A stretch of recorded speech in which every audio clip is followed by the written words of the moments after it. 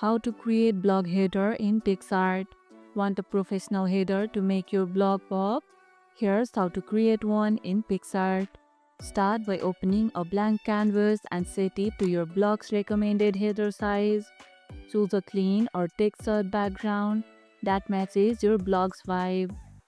Use the text tool to add your blog name or tagline and pick a stylish font that's still easy to read. Add shape, overlays, or your logo to give it a unique or blended look.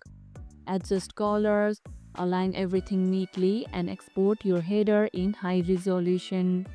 What kind of blog are you designing for?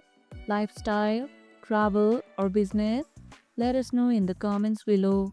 Keep your header minimal and focus on readability so it works on all screens. And that's how you can create blog header in Picsart. And if this video helped, hit the like button, share it, subscribe, and leave a comment.